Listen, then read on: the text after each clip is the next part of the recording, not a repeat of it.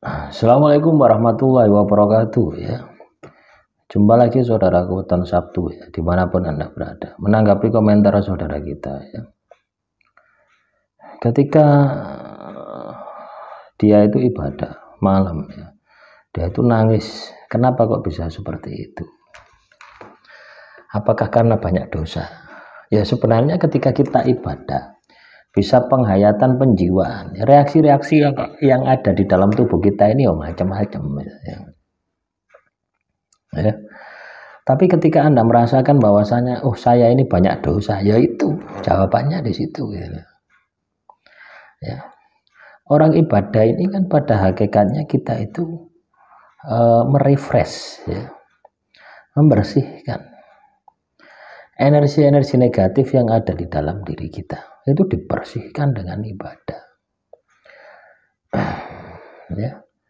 Jadi kalau misalkan ketika kita itu mengalami sesuatu yang di luar logika kita ya, ini reaksi yang biasa ya, nangis, sedih, gembira itu sebenarnya reaksi-reaksi yang biasa.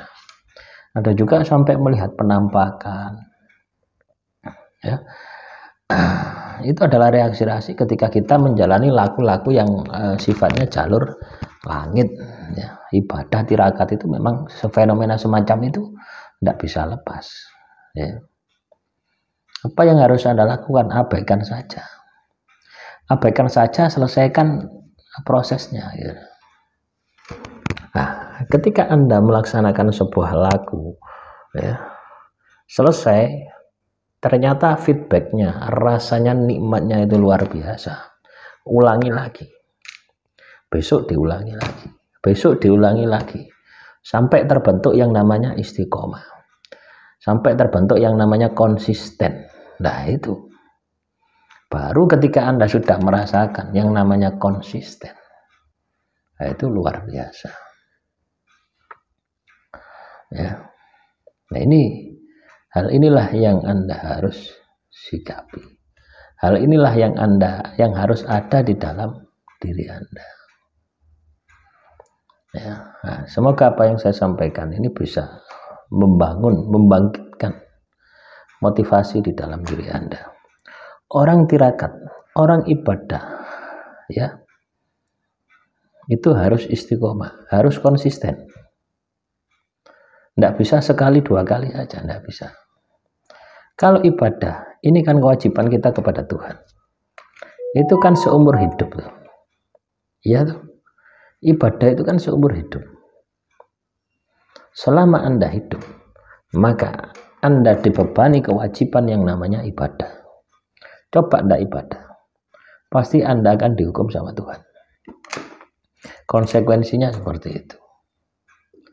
Nah, sedangkan tirakat beda. Anda tidak tirakat, ya tidak dihukum sama Tuhan.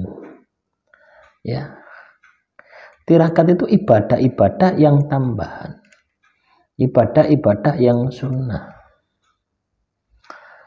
Yang dengan ibadah tadi, sunnah tadi, itu Tuhan welas asih terhadap diri Anda, sehingga Tuhan mengabulkan doa Anda gitu loh. Apa njalukmu itu apa? Ya memang bisa soal duniawi, juga bisa soal akhirat, juga bisa. Misalkan ya, saya sholat tahajud supaya saya ini dapat istri yang cantik misalnya. Lu bisa ditirakati seperti itu. Ya, sholat tahajud bukan bagian dari kewajiban. Ya, tapi itu sunnah, bisa dikerjakan juga bisa tidak. Ya. Anda bisa niatkan untuk hal-hal yang sifatnya duniawi. Anda pernah mendengar atau seperti ini? Kalau ibadah itu ya jangan niat kalau ibadah itu jangan niatkan duniawi. Bener ya. Kalau ibadah, kalau tirakat tidak masalah. Ibadah dan tirakat itu kadang lakunya sama. Cuma yang membedakan adalah wajib dan sunnah. Ya.